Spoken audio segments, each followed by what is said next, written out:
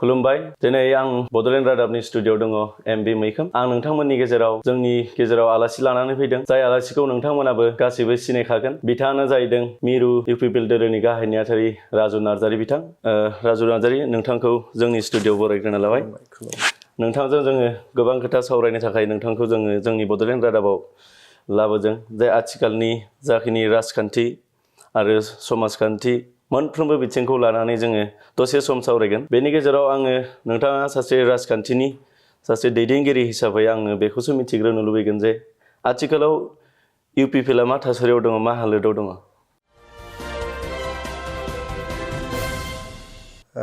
गिबियावनो नोंथांमोननि बडलेण्ड रादाबनि साफ्रोमबो खौरांगिरि बिथांमोननिसिम आंनि गोसो गोरबोनि हामलायनाय जासिहरबाय आरो बयबो नोंथांमोननि चेनेलखौ नायगिरि बिथांमोननोबो फैगौ दिवालीनि थाखाय गोसो गोरबोनिफ्राय आंनि गाहाम हामलायनाय जासिहरबाय नोंथांनि सोंनायनि फिननाय होनो थाखाय आं बेखौनो बुंनो लुबैयो जे जोंनि इउपिपिएल दोलोआ जोबोद मोनसे मजबुत थासारियाव दंफैयो दिनैहाय बुथ कमिटिनिफ्राय लानानै जोंनि मिरु आफादसिम जोंनि इउपिपिएल हान्जाया दिनै जोबोद मजबुत मोनसे फोरमाना बेनो जे थांनाय जोङो मोनबा बिसायख'थि गेलेबाय रायजो सभाखौ लाफैबा मोनद' इलेक्सन जों गेलेबाय 2020 मायथाइनिफ्राय मोनद' इलेक्सनावबो जोङो जोबोद कमफर्टेबलि देरहानो हादों बेनो फोरमायो जे जोंनि दोलोआ दिनै जोबोद मजबुत थासारियाव दङ दासान्दि इउपिपिएल आरो बिजेपि जुथायै दङ दा इउपिपिएल आरो बिजेपिनि सोमोन्दोआ माबायदि बेखौ एसे फोरमायना होनो जोंनि इउपिपिएल आरो बिजेपिनि जे सोमोन्दो बा जोंनि एनडिएनि जे एलायन्स नेशनेल डेम'क्रेटिक एलायन्स दङ बियो जोंनि बिटिआरआवहाय 2025सिम दङ 2025सिम जोंनि बिजेपि आरो इउपिपिएलनि बिटिआर सरकारा जोबोद मोजाङैनो सोलिबाय थागोन रायजोफोरनो सेवा होगोन जोंनि ओनसोलखौ जौगाखांहोनो जोंनि ओनसोलनि जेंना जेंनाफोरखौ सुस्रांनो थाखाय हाबा मावलांगोन आसामाव जोंनि एनडिएनि जे सरकार इउपिपिएल बिजेपि आरो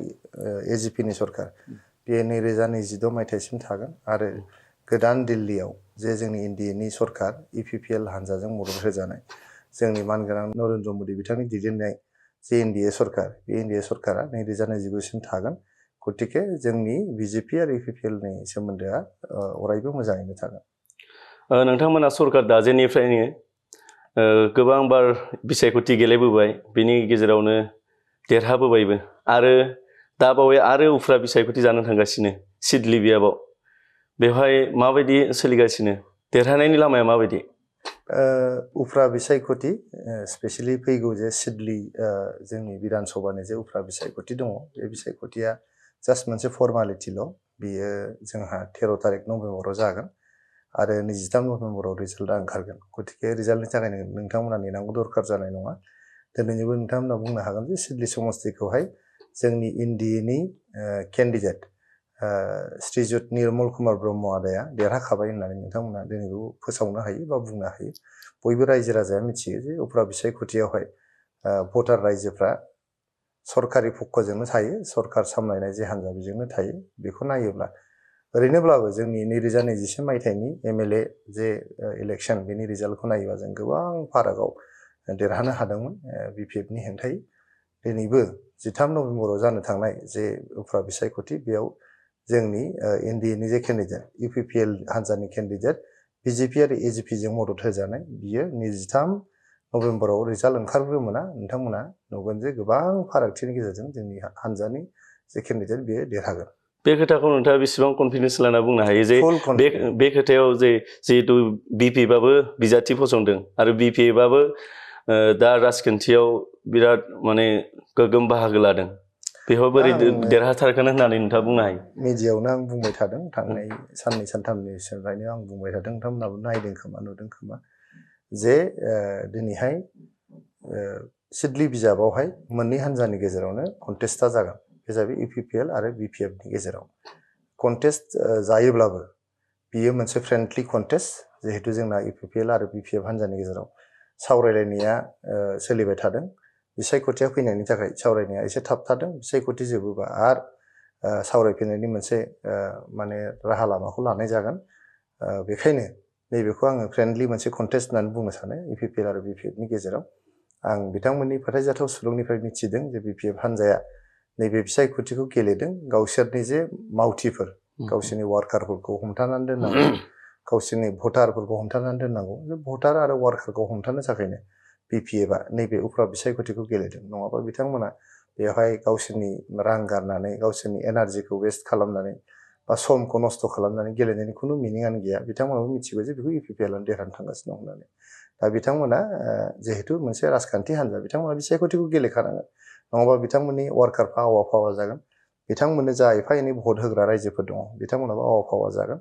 आरो बिथांमोननि राजखान्थि दोलोनि जे इयुन बियो खोमसि जागोन ओंखायनो बिथांमोना दिनै बेखौ फ्रेन्डलि कन्टेस्ट हिसाबै गावनि वार्कार आरो भटारखौ हमथानो थाखायसो गेलेदों बे देरहानाय जेननायखौ जोङो उनाव नुबाय थासिगोन दा नैबेयाव आं फिन नोंथांखौ सोंथि खालामनो लुबैदों जे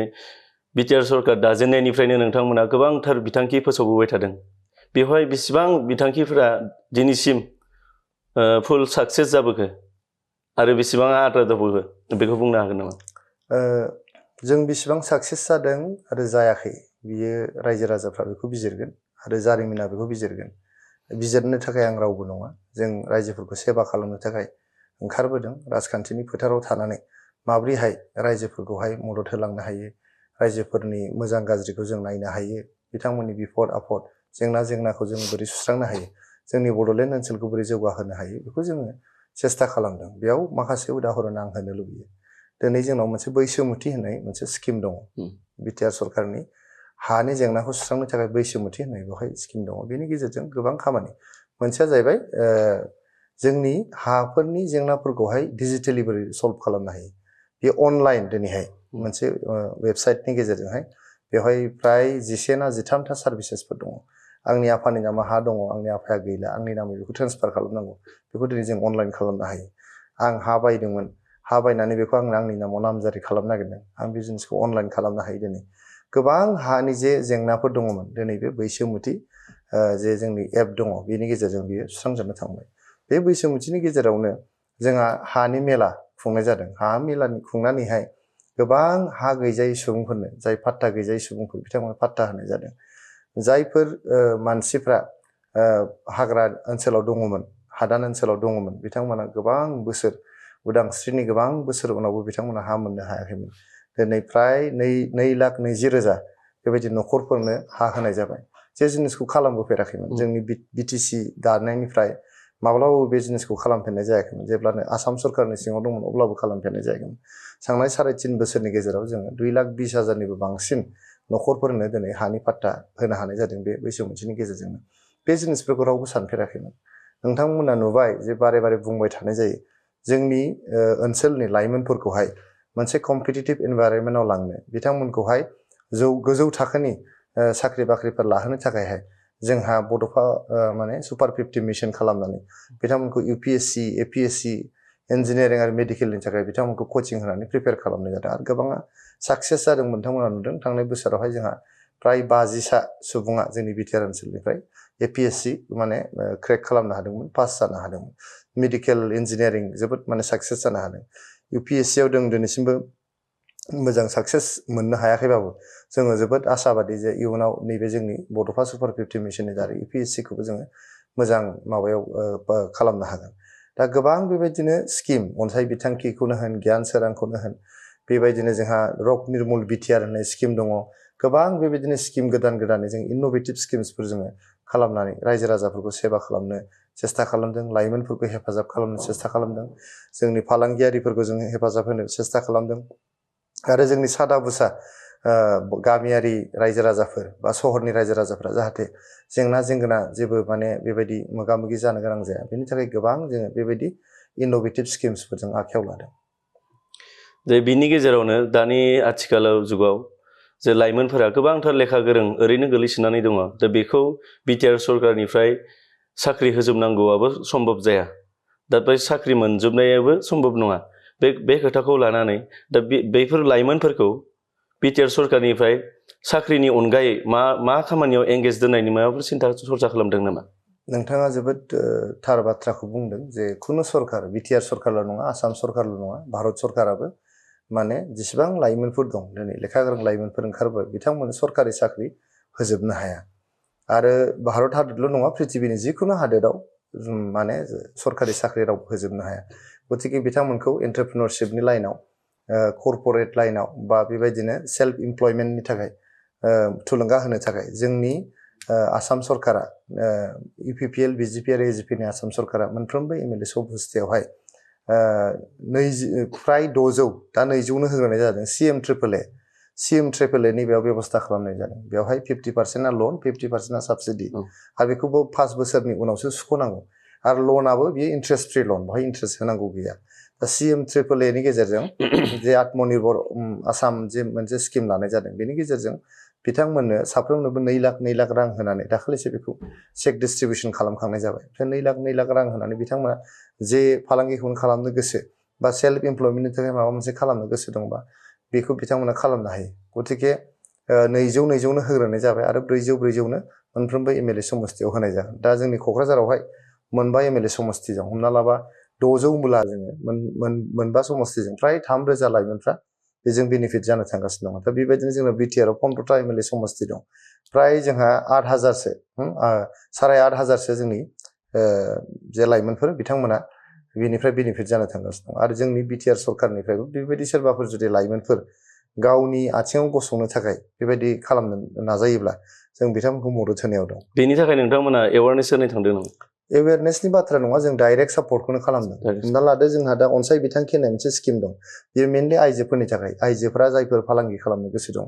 बे आइजोफोरखौ थुलुंगा होनो थाखाय मोनफ्रोमबो एमसिएलए समस्थियाव बोसोरफ्रोमबो 200 आइजोफोरखौ बेवहाय फाइनान्सियेल एसिस्टेन्स होनाय जायो थांनाय बोसोरथामाव मोनफ्रोमबो एमसिएलए समस्थियाव 600 आइजोफोरनो बेखौ होनाय जाबाय आरो नै देग्लायनि होबावनाय जाबाय बियो बोसोरब्रैनि बा 800 मोनसे समस्थियावनो होनाय जाबाय आरो नेक्स्ट 2025 आव होबावनाय जागोन फ्राय 1000 आइजोफोर जायफोर फालांगि खालामनो गोसो बिथांमोनखौहाय बेनि फाइनान्सियेल एसिस्टेन्स होनाय जाबाय अनसाय बिथांखिनि आन्दाराव फिन आरो नोंथांखौ आङो राजखान्थिनि खोथाखौ खनसे सोंफिननो लुबैबाय जे नोंथांमोननि इउपिपिएल दोलोआव गोबांथार दैदेनगिरिफोर गोदानै जयनिं जागासिनो बिजेपिनिफ्राय बिपिएफनिफ्राय बा माबेबा फरायसा आफादफोरनिफ्राय गोबांथार दैदेनगिरिफोर फैनानै दंफैयो बैफोर दैदेनगिरिफोरा इउपिपिएल दोलोआव हाबनानै बिथांमोनाबो दैदेनगिरि जाफिननायनि मोनसे आसा थायो दा बेफोरबायदि दैदेनगिरिफोरखौ गोदानै हाबफैनायफोरखौ माबायदि एंगेज खालामनानै दोनगोन नोंथांनि कुइसना मोनसे जोबोद बेयो मोनसे टाफ कुइसन जोंनि थाखाय नोंथाङा राइट जे जोंनि इउपिपिएल हान्जायाव सानफ्रोमबो रोजा रोजा सुबुंफ्रा दिनै जइन जाफैगासिनो दं जोंहा जोंनिनो गोदोनिफ्रायनो मावबोबाय थानाय वार्कारफोर दं दा मोनफ्रोमबो पलिटिकेल पार्टिनि थाखाय बियो मोनसे चेलेन्ज जे जोंनि गोजाम मावथिफोर आरो गोदान मावथिफोर जायफोर फैदों बिथांमोनखौ गोरोबहोनानै बोरै खामानि मावनो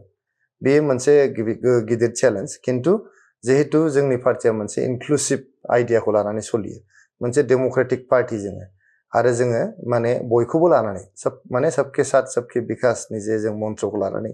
दावखोनो नाजायो बेवहाय साफ्रोमबो सुबुङा जायफोर जोंनाव जइन जाफैदों बिथांमोना स्पेस मोनगोन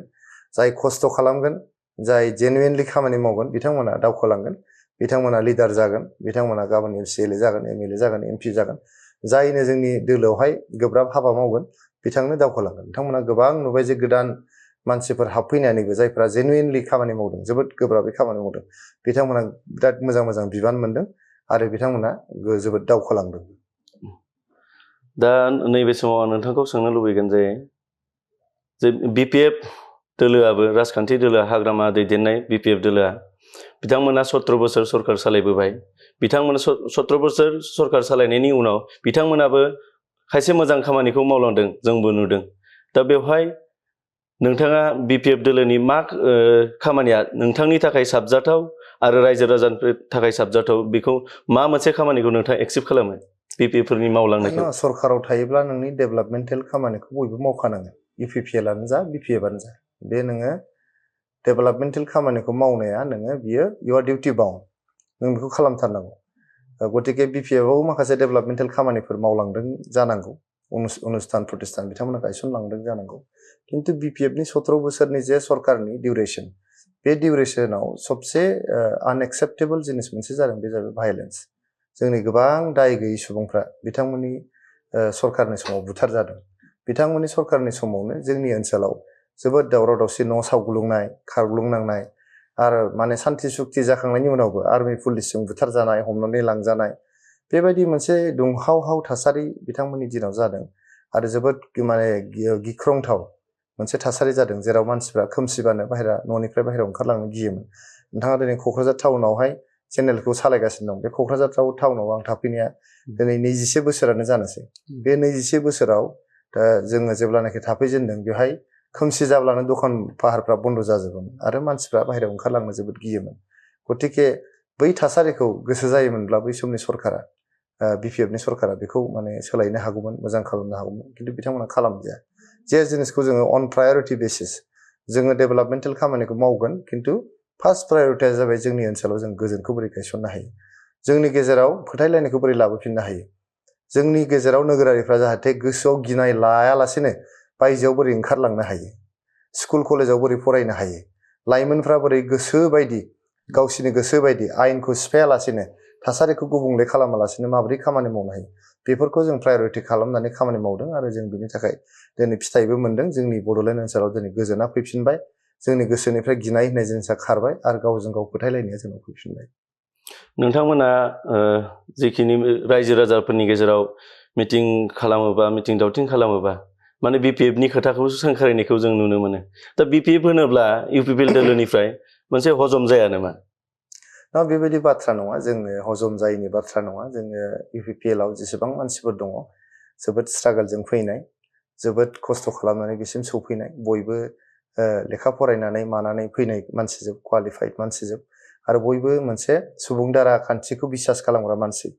जोंनि डेम'क्रेटिक प्रिन्सिपल्सफोरखौ जोङो जोबोद मोजाङैहाय बुजियो आरो जों एक्सेप्ट खालामो। बेयाव नोंना इउजि ब्रह्म सारनि खोथाखौनो बुं, बिथाङा सासे बिराद मोजां डेम'क्रेट, बिथाङा सासे सेकुलार मानसि। प्रमद बर' सारखौनो होन, बिथाङा जोबोद सासे मोजां सेकुलार डेम'क्रेटिक मानसि। रोनगोरा नार्जारिखौनो होन, बिथाङाबो मोनसे फरायसा आफादखौ दैदेनबोनानै दिनै सासे डेम'क्रेटिक आरो सेकुलार प्रिन्सिपल्सखौ बिसास खालामग्रा। गबिन्द बसुमतारीखौनो बुं, बिथाङाबो सासे फोरोंगिरिमोन, बिथाङा जोबोद मोजां फरायसामोन, बिथाङा मोनसे आफाद दैदेननानै फैनानै दिनै डेम'क्रेटिक प्रिन्सिपल्स आरो भेलुस एथिक्सफोरखौ बिथाङा फल' खालामनानै सोलिगासिनो दङ। बेवहाय बिपिएफ हान्जाखौ टलारेट खालामनो हाया होननाय जिनिसा बियो नंखाय आरो जों जोबोद मोजां बुजियो। दिनै माने बिटिआरआ मोनसे सिस्टेम, बियो मोनसे गभर्नेन्स सिस्टेम जाबाय, बियो मोनसे सरकार। जेब्ला नोङो मोनसे डेम'क्रेटिक इनस्टिटिउसन जायो, मोनसे सरकार जायो, डेम'क्रेसियावहाय मोनसे रुलिं पार्टि थायो आरो मोनसे अपोजिसन पार्टि थायो। दा गतिके जोंनि बड'लेण्ड ओनसोलाव जोंहा गोबाव समसिम जोङो इउपिपिएलआ अपोजिसन माबायाव बेन्चआव जिरायदोंमोन 15 बोसोरनि थाखाय आरो दिनैहाय थांनाय 3.5 बोसोरावहाय बिपिएफआ अपोजिसन बेन्चआव जिरायदों। गतिके मोनसे नङा मोनसे पार्टिया अपोजिसन बा रुलिंआव थानांगौ, बियो मोनसेल' खोथा जे जों बेखौ मालायनि आखायाव हगारनानै होनो नाङा आरोखि। दा बेखायनो बिपिएफ जा इउपिपिएल जा जोङो गावजों गाव मोनसे मिउचुवेल रेसपेक्टजों सोलिलायनांगौ। अपोजिसनाव थानाय बा रुलिंआव थानाय बेथ' डेम'क्रेटिक सिस्टेम, बेखौ जों बयबो गनायनानै लानांगौ। दा हाग्रामा महिलारि दैदेननाय बिपिएफ सरकारा मोनसे स्ल'गान होगासिनो थायो जे प्रमद बर' हाटाव बिटिसि बासाव, बे खोथानि सायाव नोंथाङा मा बुंगोन? आं खोनादोंसो, जोंहा हाग्रामा महिलारि सारा गोबाव सम जेब्लानाखि अपोजिसनाव फैजेनबाय, बिथाङा दिल्लीयाव थाहैदोंमोन, मास 2 ना 3 थाहैदोंमोन। बे समाव बिथाङा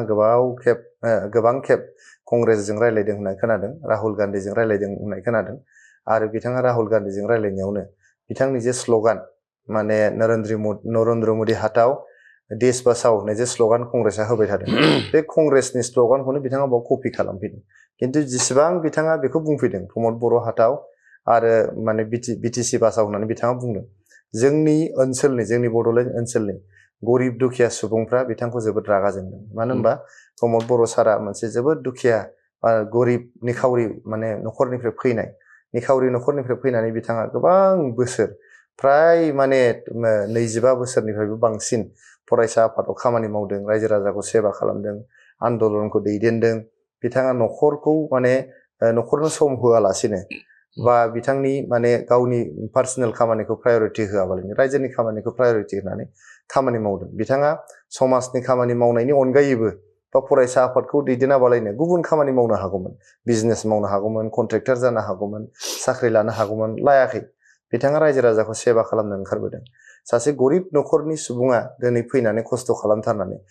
जोंनि बड'लेण्डनि मोनसे टप पजिसनाव फैदों। जे जोंनि बिटिआरनि चिफ बायदि मोनसे पजिशनखौ मोनफैदों बेयाव जोंनि गरिब दुखिया सुबुंफ्रा जोबोद रंजाखांदों जोंनि गरिब दुखिया परियालनि लाइमोनफ्रा रंजाखांदों बिथाङाबो सानदों जे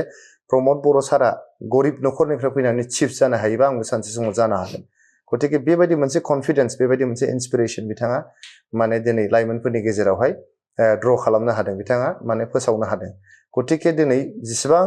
खेब बिथाङा प्रमद बर'नि हेंथायै बुंगोन प्रमद बर' हाथाव होनगोन बे जोंनि रायजोनि गेजेराव मोनसे नेगेटिभ इम्पेक्ट बेयो थांबाय थागोन आरो बे हाग्रामा महिलारि सारखौहाय जोंनि गरिब दुखिया सुबुंफ्रा रागाया बांसिनसो जागोन बेनि गेजेरावनो बे सोंखारिलायनाय बुंलायनायनि गेजेरावनो साननैसो सिगाङाव UPPL आरो BPF मोनसे जुथाइ सावरायनायनि मोनसे खोथा ओंखारदोंमोन दा बे माबायदि सोलिनानै दङ बे सावरायनाया सावरायबाय थादों सावरायनाया जोबोद मोजां पजिटिभ दिगावनो थांदों आरो जोंनो इनिशिएटिभ लादों बेखौ प्राय राउन्ड मोनब्रैसो सावरायखांबाय मोननै राउन्डआव आंबो दङमोन बे मोननै राउन्डआव आं जेब्ला दङमोन जोबोद मोजां मोनसे पजिटिभ लामाजों बेखौ आवगायबाय थादों उइदाउट एनि कन्डिशन्स जेबो कन्डिशन गैयालासेनो बे सावरायनाया थांबाय थादों जों बिथांमोनखौ खावलायदोंमोन जे सिडली जे जोंहा उफ्रा बिसायख'थिया फैगासिनो दं बे उफ्रा बिसायख'थिखौ जों जयै गेलेनो हायो नामा होननानै जों बिथांमोनखौ खावलायदोंमोन आरो बिथांमोना बुंदोंमोन जे जों सावरायहैनोसै जोंनि मगेम्ब'जों दा जोंनि मगेम्ब'आबो मा होनो होननानै बिथांमोना बुंदोंमोन आरो दा बिथांमोननि मगेम्ब'आ हयथ' मानियाखिसै दा मानियैखायनो बिथांमोना दिनै बिजाथि फसंदों आरो बिथांमोना गेलेदों जों थेवबो नाजाबाय थागोन जोंनि UPPL हान्जानिफ्राय नैबे बिसायख'थि जोबखांनायनि उनाव उफ्रा बिसायख'थि जोबखांनायनि उनाव जोङो बिथांमोनखौहाय कन्टेक्ट खालामफिननो सेस्था खालामगोन आरो जोंनि ओनसोलनि जोंनि बड'लेण्ड ओनसोलनि आरो जोंनि बर' माहारिनि ग्रेटार इन्टारेस्टनि थाखाय जोंनि पार्सनेल जे माखासे एम्बिशन्सफोर दं पार्सनेल इन्टारेस्टफोरखौ जों दोनथ'नानै ग्रेटार इन्टारेस्टनि थाखाय जों खामानि मावगोन आरो जोङो BPF जों सावरायफिननायखौ जों नाजागोन थारैनो जामारगोन ना 2025 मायथाइयाव BTC बिसायख'थि फैगासिनो बेवहाय जोंथ' फुल्लि कनफिडेन्ट UPPL हान्जानि दैदेनगिरिफ्रा फुल्लि कनफिडेन्ट आरो जों बिसास खालामो जों जुदि माने मोननै हान्जाजों मोनसे ज' जानो हाथाराबाबो जों मोनसे बुजा बुजिनि गेजेरजों बिसायख'थिखौ गेलेनो हायो नामा बे जोंहा जिहेतु गोबां खामानि मावबावनांगौ दङ जोंनि बर' माहारिनि जोंनि बड'लेण्ड ओनसोलनि मोनफ्रोमबो जाथि जनगोष्ठीनि मोनथायनि थाखाय बिथांमोननि जौगानायनि थाखाय जोंनि बर'फ्रानो माने बिबान लानांगौ दङ बर' दैदेनगिरिफ्रानो बिबान लानांगौ दङ गतिके बर'जों लोगोसे जोंजों थाफानाय जेसेबां हारि माहारिफोर दं बिथांमोननि जौगानाय बिथांमोननि मोनथाय बिथांमोननि थामोनथा बेफोरखौ जोङो जुदि इनश्योर खालामलांनांगौबा जोंनि जे लिडारशिप BPFनि लिडारशिप आरो UPPL लिडारशिप मोननैयाबो दायथ' लानांगोन बेयाव जुदि गुबुनफ्रा दायथ' लाफैनांगौ जायोबा बियो मोनसे जोबोद गाज्रि मोनसे थासारिसिम थांनो हागौ आरो बे दायया खिन्थु जोंनि जेनेरेसननि जागोन बबेबा पार्टिखौ आं ब्लेम होनो नागिराखै जोंनि जेनेरेसननि दायया बे जागोन गोबांथार नोंथांमोननि गेजेराव जइन जानायनि गेजेराव BPFनिफ्रायबो सासे मैखोम बिबानगिरि जइन जाफैदोंमोन बिथाङानो जाहैदों चन्दन ब्रह्म बिथाङा आथिखालाव दा UPPL मा थासारियाव दङ नै चन्दन ब्रह्म सारा सासे बर'नि बिराद गिदिर दैदेनगिरि बिथाङा BLT आव बड' लिबारेसन टाइगार्सनि सासे गिदिर दैदेनगिरिमोन बिथांमोना BTC सुक्ति खालामदों हाग्रामा महिलारि सारजों बिथाङा दङमोन बिथाङा दुलाराय बर' फरायसा आफादावबो दङमोन दा बिथाङा मोनसे समाव BTCनि डिपुटि चिफबो जादों आरो खनथाम आसामनि केबिनेट मन्थ्रि जादों बिथाङा बे मेजर पर्टफलिय' मेजर डिपार्टमेन्ट लानानै बिथाङा केबिनेट मिनिस्टार जादों खनथाम गतिके जों बिथांखौ जोबोद मान होयो आरो बिथांनि जे सनमान बे अरायबो थागोन दिनै जोंनि BTR गभर्नमेन्टआ बिथांखौ सासे पलिसि एडभाइजार हिसाबै थिसनदों जोंनो गोबां बेबायदि रोंगौसार सुबुंनि माने पलिसि एडभाइसनि दरखार दङ जोंनि BTRआवहाय गोबां मोजां पलिसि बाहाय खालामनांगौ दङ BTR सुक्तिखौ इमप्लिमेन्ट खालामनायाव मा पलिसि बाहायबा इमप्लिमेन्ट जागोन जोंनि हा हुनि पलिसिया माबोरै जानांगौ जोंनि रेभिनिउ पलिसिफ्रा माबोरै जानांगौ सरकारनि गभर्नेन्स आरो एडमिनिस्ट्रेसननि पलिसिसफ्रा माबोरै जानांगौ जिहेतु बिथाङा गोबाव सम केबिनेट मन्थ्रि जानानै थादों डिपुटि चिफबो जालांदों बिथांनि एक्सपिरियेन्सखौ जोंनो नांगौ जोंनि हारिनो नांगौ जोंनि बड'लेण्ड ओनसोलनो नांगौ ओंखायनो बिथांखौ दिनै BTR सरकारनि पलिसि एडभाइजार हिसाबै थिसननाय जादों बियो जोबोद गिदिर मोनसे मान जोंनि BTRनि मोनबा जिल्लाखौ खुंनायाव सामलायनायाव बेखौ जौगाहोनायाव साफ्रोमबो सुबुंनि मोनथायखौ इनश्योर खालामनायाव बिथांनि रला जोबोद माने गोख्रों जागोन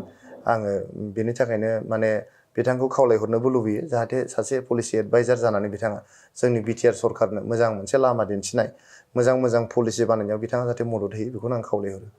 नोंथां खायसे सुबुंफोरा बुङो जे UPPL आरो दुलाराय बर' फरायसा आफाद बे UPPL दोलोआ जे दुलाराय बर' फरायसा आफादनि मोनसे आइडिय'लजिजोंसो सोलियो होननानै आरो बे मोनसे सिंजों गोरोबलायो एबसु आरो UPPL आरो बे राजखान्थि दोलो आरो फरायसा आफाद दोलो बेजों गोरोबनाङा होननानै बुङो बेनि सायाव नोंथाङा मा बुङो? जोङो दुलाराय बर' फरायसा आफादखौ जोबोद मान होयो। दुलाराय बर' फरायसा आफादा जोंनि माहारियारि आफाद। जोंनि भारतनि गेजेरावनो बयनिफ्रायबो गोख्रोंसिन फरायसा आफाद होनोबा दुलाराय बर' फरायसा आफाद। दुलाराय बर' फरायसा आफादखौ मान होआलासिनो बिथांमोननि जे सुबुरुन, बिथांमोननि जे बिथोन, बिथांमोननि जे खावलायनाय बेखौ मानियालासिनो खामानि मावनो हानाय खुनु बाव सरकार बेयाव जाफैनो हाया। जायखियानो सरकार जाया मानो बिथांमोननि बाथ्राफोरखौ खोनासंखाथारनांगोन। बे आसाम सरकारानो जा भारत सरकारानो बिथांमोनखौ खोनासंनानै बिथांमोनखौ गिनानै गोबां सुक्ति दिनैसिम खालामबाय बर'फोरनि थाखाय। दुलाराय बर' फरायसा आफाद नङाबा खुनु सुक्ति जानाय नङामोन। गतिके दिनै जोंबायदि फिसा बिटिआरनि सरकारा बिथांमोननि बाथ्राखौ खोनासङाबालायनो सोलिनो हायो होननानै आं साना, जायखि हान्जायानो जाया मानो। आरो बेनि अनगायैबो जों UPPLआ दुलाराय बर' फरायसा आफादल' नङा, मोनफ्रोमबो माहारियारि आफादफोर, गुबुन गुबुन दल संगठननि खोथाफोर, बिथांमोननि सुबुरुन, बिथांमोननि जे बिथोन, बिथांमोननि जे माखासे आइडियासफोर बेफोरखौ जों लानानै सोलिनो सेस्था खालामो। जों रावखौबो नारगारनो साना। सरकारा माने रायजोनिसो, नोंनि आंनि नङा, बे इन्डिभिजुवेल प्रपार्टि नङा। गतिके बियो इनक्लुसिभ मोनसे सरकार जेराव बयहाबो स्पेस दङ, इनक्लुडिं माने अल बड' स्टुडेन्टस इउनियन। नोंथांनिफ्राय गोबां खोथाखौ जों मिथिनो मोनबाय। जोबथारनायाव आं नोंथांखौ मोनसे खोथाखौ सोंनो लुबैदों जे राजु नार्जारि होनोब्ला ओनसोलाव रावबो सिनाय गैला। जे राजु नार्जारिया सासे MLA, EM, MCLA चिफ हिसाबै सिनायथि लानो लुबैना लुबैया? आङो UPPL हान्जानि सासे साधारन कर्मि। आङो गोदोनिफ्रायनो बुंबोबाय थादों, आङो गोदो UPPL नङामोन, बियो BPPFमोन आगोलावहाय। बिनि सिगांबो आं दुलाराय बर' फरायसा आफादनि माने मावथिमोन। बे दुलाराय बर' फरायसा आफादनि मावथि जानाय समाव जेला दुलाराय बर' फरायसा आफादा माने बिसायख'थि गेलेयोमोन, जों हाइ स्कुलाव फरायबाय थादोंमोन, कलेजाव फरायबाय थादोंमोन। बिनि उनाव BPPF फैबाय। आङो माने बिसायख'थियाव पस्टार सिथाबग्रासोमोन। पस्टार सिथाबोमोन, माइकिं खालामहैयोमोन रिक्सा लानानै, बेनिफ्राय साहा राननानै होयोमोन। जोङो माने बेबायदिनो ओंखाम राननानै होयोमोन बिसायख'थिफ्राव। आरो जोङो साउटिं होयोमोन, जिन्दाबाद मुर्दाबाद होननानै साउटिं होग्रामोन जोङो। गतिके सासे साधारन कर्मिनिफ्राय दिनै आं सासे साधारन सम्पादक, नङा होमबा, जेनेरेल सेक्रेटारि। बे सासे जेनेरेल वार्कारनिफ्राय आं जेनेरेल सेक्रेटारि जाफैबाय। बेयाव आंहा बिराद सेटिसफेक्सन दं। आंनि खामानिखौ मावनायखौ मोजां मोननानै, बा आंनि जेखिनि पार्टियाव आंनि माने एसेबाबो बिहोमा दं, बे बिहोमाखौ जुदि मोजां मोननानै मान होनानै पार्टिया गाबोन जुदि आंनो माबा मोनसे बिबान होयोबा आं बे बिबानखौ खर' गंग्लायनानै रुजुननानै लागोन आरो अरायबो बड'लेण्ड ओनसोलनि रायजो राजाफोरखौ गोसो गोरबोजों आं सेबा खालामलांबाय थागोन। दा बावै जिखिनि बिसायख'थि फैगासिनो, उफ्रा बिसायख'थि, बेनि सोमोन्दै नोंथाङा रायजो राजाफोरनि सायाव मा खावलायनो लुबैदों? आंथ' UPPLनि सासे कर्मि जानानै, सासे मावथि जानानै बेखौनो खावलायगोन, नोंथांमोना देरहाखानाय पार्टिनो बयबो जाहाथे माने गावनि बेसेन गोसा भटखौ होयो। बावहाय जोंना खुनु बेले बेजे बा गोनो गोथो जानांगौ गैया। जिहेतु बे सिडली समस्तिया जोंनि MLA, UPPLनि MLA दंखायोमोन। दा जोंहा UPPLनि बिजाथि होदों आरो सरकाराबो, जोंहा आसाम सरकाराबो UPPL, BJP आरो AJPनि, आरो बिटिआर सरकाराबो UPPL आरो BJPनि। गतिके बेयाव बयबो माने जोंनि डेम'क्रेटिक राइट्स आरो गावनि डिउटि जे दङ, मोनसे फान्डामेन्टेल डिउटि, बेखौ मावफुंनांगौ आरो बयबो जोंनो UPPL हान्जानो भट हैनांगौ। गोजोननाय थाबाय नोंथांनिसिम। नोंथाङा जोंनि बड'लेण्ड रादाब स्टुडिअ'आव फैनानै जोंनो माखासे नोंथांमोननि राजखान्थि दोलोनि खोथाखौ जोंनो फोरमायथिबाय आरो बेनि गेजेरजों रायजो राजाफ्रा मोनथिनो हाबाय। दा जोङो नैबे समाव जोंनि बे सावरायनाय हाबाफारिखौ एसेयावनो फोजोबबाय। गोजोन्थों।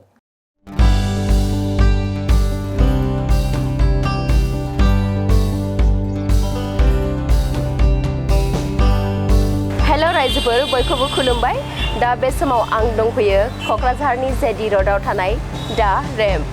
दा फैदो बिदिब्ला जों फुजा बोथोरावहाय बे दा रेम्प मलावहाय मा गानग्रा जोमग्रा मोनो, मा ब्रेन्डनि गानग्रा जोमग्राखौ जों गाननानै गावखौनो समायहोनो हायो, फै बे समाव जों नायनानै लानि बेवहाय मा ब्रेन्ड मोनो दा रेम्पआव।